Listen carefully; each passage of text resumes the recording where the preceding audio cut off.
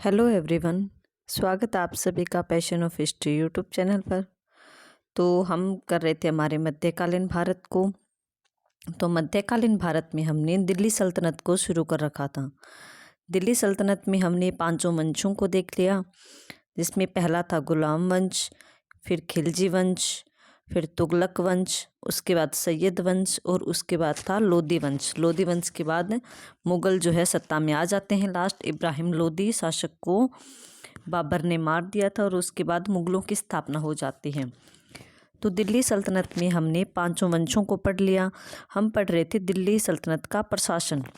प्रशासन में भी हमने बलबन के राजतव सिद्धांत को देखा। दिल्ली सल्तनत में जो एकता प्रणाली थी इल्तुतमिश की, उसको देखा। राजस्व सिस्टम को आज हम पढ़ेंगे और जो है कर का सिस्टम था दिल्ली सल्तनत में कैसा था, कौन कौन से कर लगे हुए थे, इसके बारे में भी हमने हमारे पिछले क्लास में कर लिया है।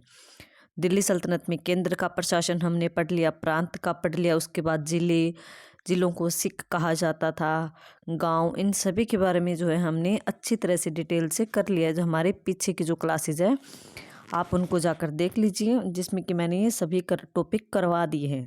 तो आज जो हमारा टॉपिक चल रहा है, नया टॉपिक है हमारा कि दिल्ली सल्तनत की राजस्व प्रणाली, कि दिल्ली सल्तनत का राजस्व सिस्टम कैसा था, कि भूमि पर लगान कैसा था, कौन सा शासक जो है कितना लगान लेता था, इन सब के बारे में हम आज पढ़ेंगे।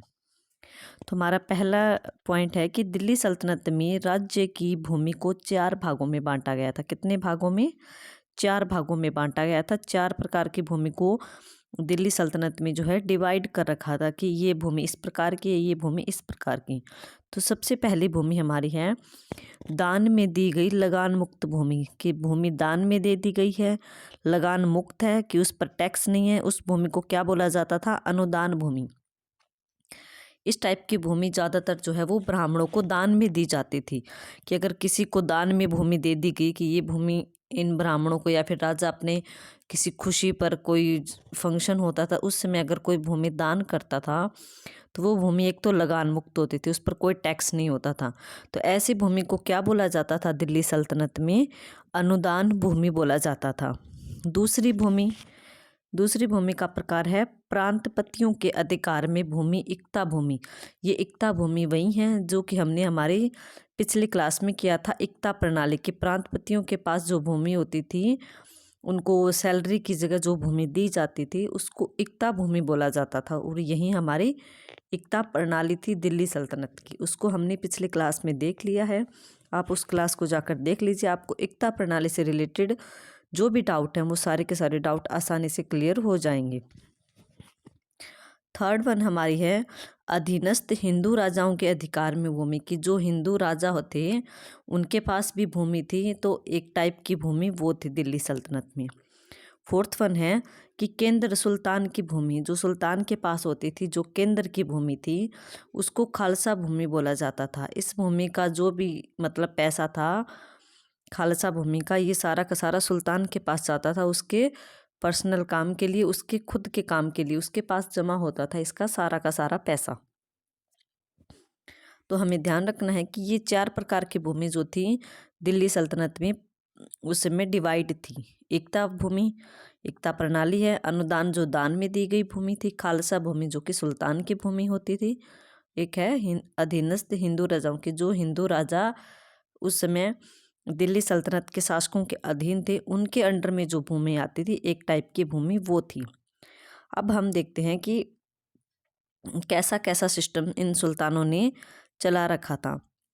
तो इसमें जो गुलाम वंश है, गुलाम वंश में जो कुतुबुद्दीन ऐबक, इल्तुतमिश, इन सभी के जो है इनके बारे में इतना पता नहीं चलता भू राजस्व प्रणाली को लेकर, कि इन्होंने कुछ खास सिस्टम नहीं बनाया था कि जो पढ़ने लायक हो, जहाँ से क्वेश्चन आते हैं। मैंने क्लास में वही टॉपिक करवा रही हूँ मैं जहाँ से क्वेश्चन एग्जाम्स में बनते हैं, जहाँ से चांस है क्वेश्चन आने की। एक्स्ट्रा चीज़ हमें नहीं पढ़नी है, जहाँ जो एग्ज़ाम ओरिएंटेड है सिर्फ हम वही टॉपिक वही चीज़ों को हम पढ़ रहे हैं। ओके, तो देखिए कि अलाउद्दीन खिलजी पहला सुल्तान था जिसने भूमि की पैमाइश माप कराकर लगान वसूलना, लगान मतलब कर, कि जिसने भूमि की पैमाइश माप कराकर लगान वसूलना शुरू किया और बिस्वा को पैमाइश की मानक इकाई रखा। बिस्वा क्या होता है? बीघा का 1/20 भाग। तो हमें सबसे पहला हमारा क्वेश्चन यहाँ पर क्या बन गया, हम क्वेश्चन के हिसाब से करेंगे कि यहाँ से कैसा कैसा क्वेश्चन बन सकता है। तो हमारा क्वेश्चन बन रहा है कि दिल्ली सल्तनत में ऐसा सुल्तान कौन था जिसने कि भूमि की पैमाइश या फिर माप के आधार पर लगान वसूलना शुरू किया था। तो हमारा आंसर क्या होगा? अलाउद्दीन खिलजी। अलाउद्दीन खिलजी ही एकमात्र ऐसा शासक था जिसने कि भूमि की पैमाइश माप करवा कर लगान वसूला था, कि बिना माप के नहीं, उसने भूमि की नाप करवाई और नाप के लिए उसने आधार क्या रखा था? बिस्वा को, कि बिस्वा के आधार पर भूमि का माप किया जाएगा। और बिस्वा क्या होता था? तो जो बीघा होता है, जैसे कि आज के टाइम में किले बोल देते हैं, बीघा बोल देते हैं, उसका 1/20वां भाग बिस्वा कहलाता था। तो ये इस समय की मानक इकाई थी। नेक्स्ट है कि भूमि की पैमाइश कराकर लगान वसूलने की प्रणाली को क्या कहा जाता था? मसाहत। मोस्ट इम्पोर्टेंट फैक्ट है, मोस्ट से मोस्ट बहुत बार एग्जाम में पूछा जाता है कि भूमि की पैमाइश कराने को दिल्ली सल्तनत के समय क्या बोला जाता था? तो मसाहत। कि अगर कोई भी शासक गद्दी पर बैठा हुआ है, भूमि की पैमाइश या फिर नाप करवाकर अगर टैक्स वसूल रहा है, तो मतलब वो किस प्रणाली को अपना रहा है? वह मसाहत प्रणाली को फॉलो कर रहा है, मसाहत प्रणाली का प्रयोग कर रहा है, मसाहत प्रणाली को अपना रहा है। ये हमें ध्यान रखना है। तो अलाउद्दीन खिलजी ने भूमि की पैमाइश करवाई थी, इसी के आधार पर उसने लगान वसूल किया था। तो इसका अर्थ क्या हुआ कि अलाउद्दीन खिलजी ने मसाहत प्रणाली को शुरू किया था। मसाहत प्रणाली शुरू करने का श्रेय किसको जाता है दिल्ली सल्तनत में? तो वो एकमात्र शासक था अलाउद्दीन खिलजी। अलाउद्दीन खिलजी को ही मसाहत प्रणाली शुरू करने का श्रेय जाता है। मसाहत का वर्ड लिखते ही हमें क्या मन में आना चाहिए? मसाहत का अर्थ होता है भूमि की पैमाइश करवाना, भूमि को नपवाना। और भूमि को नपवाने का सिस्टम दिल्ली सल्तनत में किसने शुरू किया? तो वो था अलाउद्दीन खिलजी। इसीलिए मसाहत प्रणाली का जन्मदाता किसको माना जाता है? वो अलाउद्दीन खिलजी है। इसीलिए कहा जाता है कि अलाउद्दीन खिलजी पहला सुल्तान था जिसने दिल्ली में मसाहत प्रणाली शुरू की। मोस्ट इम्पोर्टेंट फैक्ट बहुत बार एग्जाम में देखा गया, आप ध्यान रखिएगा। मोस्ट इम्पोर्टेंट जहाँ जहाँ मैं बता रही हूँ कि ये मोस्ट इम्पोर्टेंट है, इसका अर्थ है कि वो चीज़ें एग्जाम में आई हुई है, बहुत बार पूछी जा चुकी हैं। मसाहत प्रणाली क्या होती है? मसाहत का अर्थ क्या होता है? भूमि को नपवाना, भूमि की पैमाइश करवाना। और दिल्ली सल्तनत में मसाहत प्रणाली का जन्मदाता या फिर इसको शुरू करने का श्रेय किसको जाता है? एकमात्र शासक आएगा अलाउद्दीन खिलजी को शुरू करने का श्रेय जाता है। अलाउद्दीन खिलजी के बाद जो गद्दी पर दिल्ली सल्तनत में शासक बैठे थे, उन्होंने भी इस प्रणाली को अपनाया था, उसको हम आगे देखेंगे। नेक्स्ट पॉइंट हमारा है कि अलाउद्दीन खिलजी ने लगान वसूली में दोषों को दूर करने के लिए, कि जो टैक्स वसूलते थे वहाँ पर जो दोष थे, मतलब कि कुछ कमियां थी, उन कमियों को दूर करने के लिए दीवान ए मुस्तखराज विभाग का नाम है, याद रखिएगा, कि दीवान ए मुस्तखराज नामक विभाग की स्थापना की। इस विभाग के अधिकारी भू राजस्व की जांच करते थे, कि कितना भू राजस्व, कितना लगान, कितना टैक्स लगा हुआ है, इसकी जांच करते थे। और जो बकाया लगान होता था, जो बचा हुआ कर था, उसको वसूलने का ये विभाग जो है काम करता था। इसका अर्थ क्या है? सबसे पहले हमारा क्वेश्चन यहाँ पर क्या बनेगा? सबसे पहला तो हमारा बनेगा कि दीवान ए मुस्तखराज विभाग किससे जुड़ा हुआ था? तो ये जुड़ा हुआ था भू राजस्व से। दूसरा है कि दीवान ए मुस्तखराज विभाग की स्थापना किसने की? तो किसने की थी? अलाउद्दीन खिलजी ने। तीसरा क्वेश्चन हमारा है कि दीवान ए मुस्तखराज विभाग का काम क्या था? तो इस विभाग का काम था भू राजस्व की जांच करना, और जो बकाया, जो बचा हुआ भू राजस्व है या बचा हुआ लगान है, उसको वसूल करना इस विभाग का काम था। इस विभाग के अधिकारी बचे हुए टैक्स को वसूल करते थे, उनका यही काम था।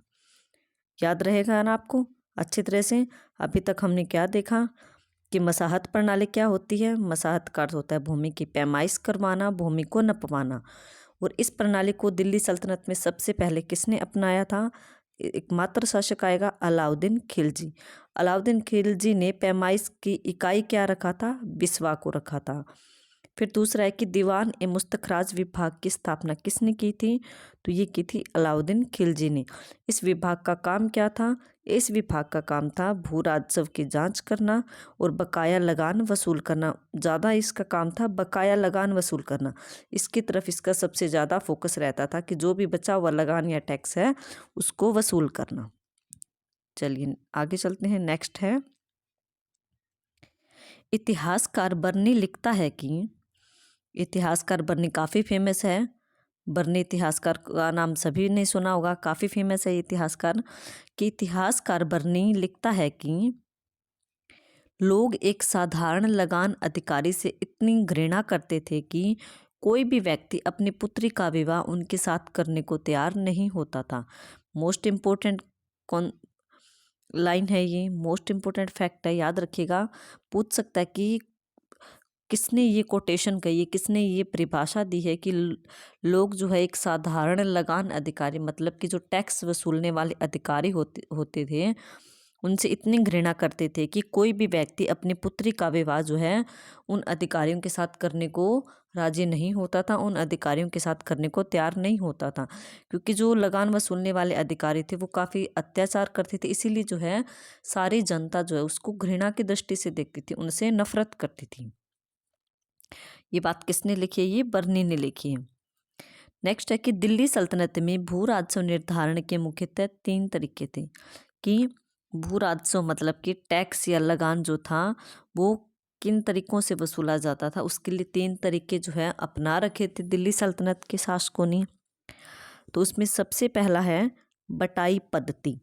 ये 3 है बटाई पद्धति। एक तो हमने ऊपर पढ़ाई था अलाउद्दीन खिलजी का मसाहत नाप के आधार पर, ये आ गया ना सेकंड पे। मसाहत, बटाई पद्धति और मुक्ताई मतलब कि कनकूत, इसको कनकूत के नाम से भी जाना जाता है। सबसे पहले देखते हैं हम बटाई पद्धति कि वास्तविक उपज में से राज्य के हिस्से को बांट लिया जाता था। मान लो एक किसान के पास जितनी उपज हुई है, जितना उसका अनाज हुआ, उसमें से राज्य के हिस्से को बांट लिया जाता था, बाकी किसान को दे दिया जाता था।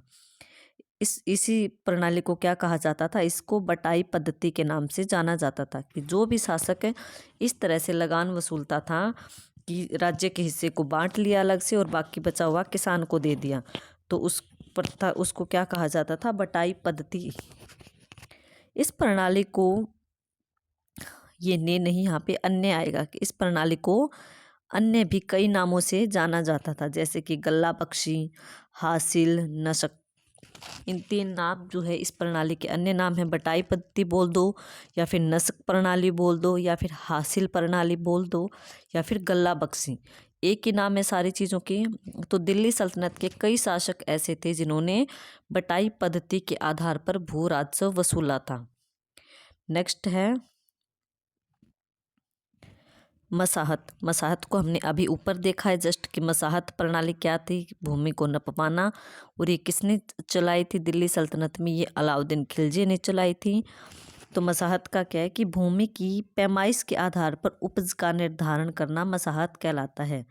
पैमाइश मतलब नाप के आधार पर उपज का निर्धारण करना, कि भूमि को नापने के आधार पर कि ये इतनी ज़मीन है और इसमें से इतना अनाज निकलेगा, इतना अनाज राजा के पास जाएगा और इतना अनाज किसान के पास जाएगा। ये मसाहत प्रणाली थी।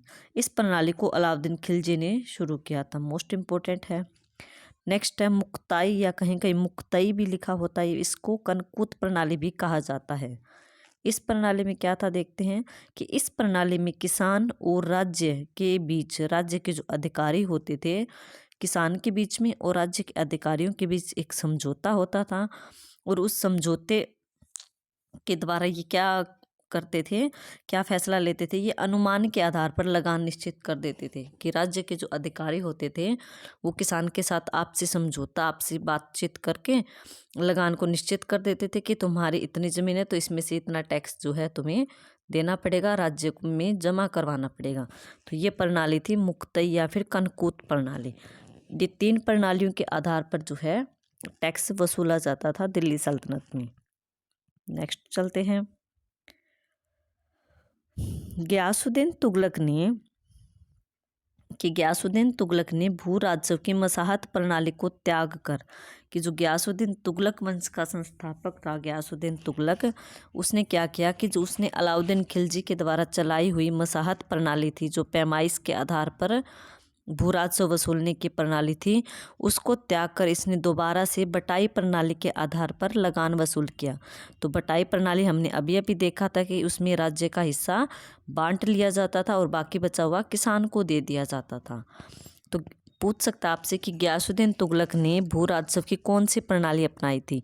तो हमें ध्यान रखना है कि गयासुद्दीन तुगलक ने बटाई प्रणाली को अपनाया था, बटाई प्रणाली के आधार पर भू राजस्व वसूल किया था।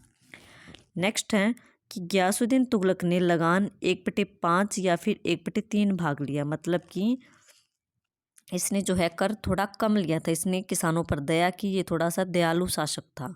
इसने 5वां हिस्सा या फिर तीसरा हिस्सा लिया था टैक्स के रूप में, जबकि अलाउद्दीन खिलजी जैसे शासक जो थे उन्होंने आधा हिस्सा 1/2 भाग लगान वसूल किया था। गयासुद्दीन तुगलक ने आदेश दिया कि भू राजस्व की दर 1 साल में 1/10% या फिर 1/11% से ज़्यादा न बढ़ाई जाए, मतलब कि इससे ज़्यादा जो है टैक्स हर साल ना बढ़ाए जाए। मतलब इसका कहने का अर्थ यही था कि जितना हो सके हर साल जो है अगर टैक्स में बढ़ोतरी हो रही है तो वो नाम मात्र की हो। क्यों हो? ताकि सरकार की आय भी बढ़ जाए। नाम मात्र की होगी तो सरकार की भी थोड़ी सी आय बढ़ जाएगी और किसानों पर अधिक बोझ भी नहीं पड़ेगा, किसानों पर ज़्यादा टैक्स का बोझ नहीं बढ़ेगा। तो ये इसकी ऐसी सोच थी गयासुद्दीन तुगलक की। इसका ऐसा मानना था कि टैक्स को इतना ही बढ़ाओ कि किसानों पर भी बोझ ना पड़े और राज्य की आय भी बढ़ जाए हर साल, क्योंकि हर साल जो है टैक्स में बढ़ोतरी होती थी लगान में, तो वो ये नाम मात्र की बढ़ोतरी करता था। इसने गयासुद्दीन तुगलक ने अकाल के समय किसानों को कर मुक्त कर दिया था, कि जब राज्य में अकाल पड़ता था तो इसने किसानों से टैक्स नहीं लिया, किसानों के टैक्स को इसने माफ़ कर दिया था दया करके। इसने किसानों से लगान उसी भूमि पर लिया जिस पर खेती की गई हो। ऐसा नहीं था कि भी हर जिसके पास ज़मीन है, इतनी ज़मीन है तो इसी में से इसको इतना ही टैक्स देना पड़ेगा, नहीं। इसने पहले पता लगवाया कि किस किसान के पास कितनी भूमि और कितनी भूमि पर उसने खेती कर रखी है, कि जितनी भूमि पर अनाज उपजाया गया है उसी भूमि से जो है लगान वसूल किया जाएगा। जो खेत खाली पड़े हैं, जिनकी उपजाऊ शक्ति कम हो गई, जहाँ पर अनाज नहीं हो रहा है, तो उन भूमि से जो है टैक्स नहीं वसूला जाएगा। उन भूमियों का टैक्स जो इसने माफ़ कर दिया था। इसने सिर्फ उसी भूमि पर टैक्स लिया जिस भूमि पर अनाज उपजाया गया था, जिस भूमि पर अनाज बोया गया था। गयासुद्दीन तुगलक ने एक नियमावली जारी की जिसके अनुसार सूबेदारों को लगान वसूली में अत्याचार नहीं करना चाहिए। नियमावली मतलब इसने एक चार्ट या फिर एक ऐसा नियम का जो फॉर्मेट तैयार किया था, एक पर्चा तैयार किया था, जिसमें इसने एक रूल लिखा हुआ था कि सूबेदार मतलब कि जो लगान अधिकारी होते हैं उनको लगान वसूलते समय अत्याचार किसानों पर नहीं करना चाहिए। अगर कोई किसान टैक्स नहीं दे पा रहा है या फिर कम दे पा रहा है तो उस किसान के साथ मारपीट नहीं करनी चाहिए, उस किसान के साथ अत्याचार नहीं करना चाहिए। इसने ऐसा अपने नियमावली में कहा था। अपने जो नियम का इसने चार्ट बना रखा था शासन करते वक्त, उस पे इसने बताया था। तो ओवरऑल हम देखते हैं कि गयासुद्दीन तुगलक एक नरमदिल शासक था, एक दयालु शासक था। इसने टैक्स भी कम लिया, इसने हर साल टैक्स में बढ़ोतरी भी कम की। इसने जब अकाल पड़ता था तो ये किसानों से टैक्स नहीं लेता था, और इसका एक ये भी रूल था कि ये टैक्स उसी ज़मीन से या उसी भूमि से लेता था जिस पर खेती की गई हो। और इसने सूबेदारों को भी ऑर्डर दे रखा था कि जो लगान वसूलते हो उस समय किसानों पर अत्याचार नहीं करना है। और गयासुद्दीन तुगलक ने भू राजस्व की मसाहत प्रणाली मतलब कि पैमाइश की प्रणाली को नहीं अपनाया, बल्कि इसने बटाई प्रणाली का प्रयोग किया था भू राजस्व वसूलने के लिए। तो ये गयासुद्दीन तुगलक के बारे में है। गयासुद्दीन तुगलक इम्पोर्टेंट है भू राजस्व के मामले में। आई होप गयासुद्दीन तुगलक का आपको कंसेप्ट क्लियर हुआ होगा कि इसका भू राजस्व का सिस्टम कैसा था। ये थोड़ा सा दयालु शासक था बजाय किसके, अलाउद्दीन खिलजी के। नेक्स्ट है कि गयासुद्दीन तुगलक पहला सुल्तान था जिसने सिंचाई के लिए नहरों का निर्माण करवाया। मोस्ट इम्पोर्टेंट फैक्ट है कि सिंचाई के लिए नहरों का निर्माण करवाने वाला दिल्ली सल्तनत का एकमात्र शासक कौन था? तो ये कौन था? गियासुद्दीन तुगलक था, जिसने कि सिंचाई के लिए नहरों का निर्माण करवाया था। इसने नहरों का निर्माण करवाया ताकि जो किसान हैं उनके खेतों में पानी पहुंच सके फसलों के लिए, और फसल ज़्यादा होगी तो टैक्स जो है ऑटोमेटिक किसान ज़्यादा हमें दे देंगे। इसने सिंचाई के लिए नहरों का प्रबंध करवाया था। बहुत बार पूछा गया एग्जाम में कि दिल्ली सल्तनत में सिंचाई के लिए नहरों का निर्माण करने वाला शासक का क्या नाम था? तो उस शासक का नाम था गियासुद्दीन तुगलक। तुगलक वंश का संस्थापक था ये, तुगलक वंश का शासक था। तुगलक वंश कौन सा था? तीसरे नंबर का। नेक्स्ट है मोहम्मद बिन तुगलक। मोहम्मद बिन तुगलक इसके बाद शासक बनता है तुगलक वंश में। तो मोहम्मद बिन तुगलक ने भू राजस्व की मसाहत मतलब पैमाइश प्रणाली को अपनाया। इसने किस प्रणाली को अपनाया? इसने उसी प्रणाली को अपनाया जो कि अलाउद्दीन खिलजी ने अपनाया था। अलाउद्दीन खिलजी ने भी मसाहत प्रणाली अपनाई भू राजस्व के लिए, और मोहम्मद बिन तुगलक ने भी मसाहत प्रणाली को अपनाया था भू राजस्व के लिए, और अपने पूरे राज्य में एक ही कर व्यवस्था लागू की। मोहम्मद बिन तुगलक ने अपने पूरे राज्य में एक जैसा ही कर सिस्टम लागू किया था, एक ही कर व्यवस्था लागू की। मतलब कि अगर इसको 1/2 भाग वसूलना था टैक्स का, तो इसने पूरे राज्य की जनता से 1/2 भाग ही वसूला था। ये इसका काम अच्छा था कि पूरे राज्य में एक जैसा कर सिस्टम। अगर आपसे पूछ ले एग्जाम में कि दिल्ली सल्तनत में मसाहत प्रणाली भू राजस्व के लिए मसाहत प्रणाली किन किन शासकों ने अपनाई थी, तो आपको ध्यान रखना है 2 इम्पोर्टेंट शासक है, अलाउद्दीन खिलजी और मोहम्मद बिन तुगलक। दोनों अलग अलग वंश के शासक थे। अलाउद्दीन खिलजी खिलजी वंश का शासक था, जबकि मोहम्मद बिन तुगलक तुगलक वंश का शासक था।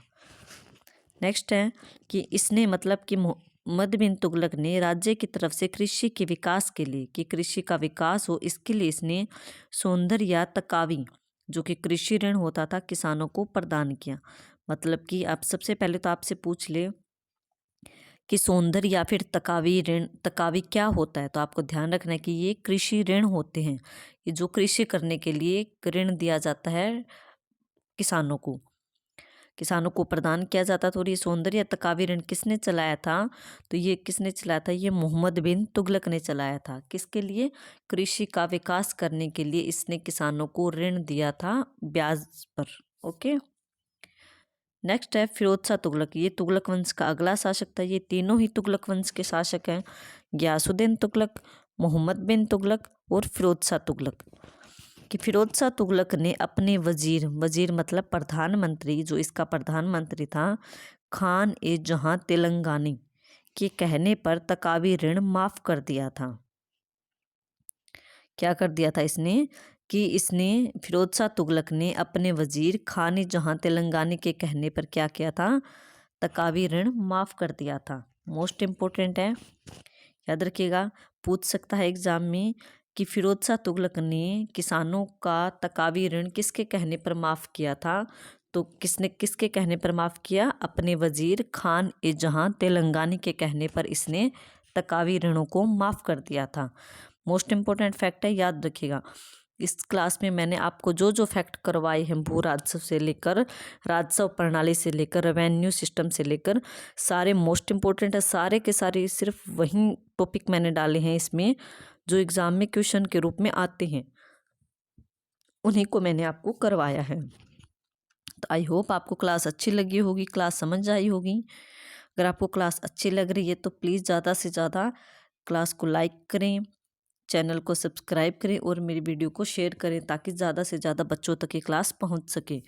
और आपको अगर कोई भी दिक्कत लग रही है, कोई भी कमी लग रही है क्लास में, तो प्लीज़ मुझे कमेंट सेक्शन में कमेंट करके ज़रूर बताएं ताकि मैं उस कमी को दूर कर सकूं और अपनी नेक्स्ट वीडियो में उसको दूर करके अच्छी क्लास ला सकूं। ओके, आई होप मैंने अपनी तरफ से पूरी कोशिश की है कि जो जो जहाँ से क्वेश्चन आ रहा है, जो जो टॉपिक आपको करवाना चाहिए, मैं हर टॉपिक आपको अच्छे से करवा रही हूँ, वो भी बिल्कुल फ्री में। ऐसा कुछ नहीं है कि हाँ मैंने ये टॉपिक आपको नहीं करवाया, मैंने हर टॉपिक आपको करवाया, हर चीज़, हर क्वेश्चन जहाँ से क्वेश्चन बनता है। मैं एक बुक से ये पीपीटी तैयार नहीं कर रही हूँ, मैं 3-4 बुक्स को मिलाकर उसमें से कंटेंट ढूंढ ढूंढ कर जो है आपके लिए पीपीटी मैंने तैयार की है, ताकि आप लोगों का कंसेप्ट अच्छी तरह से क्लियर हो सके। ओके, चलिए ठीक है, थैंक यू सो मच।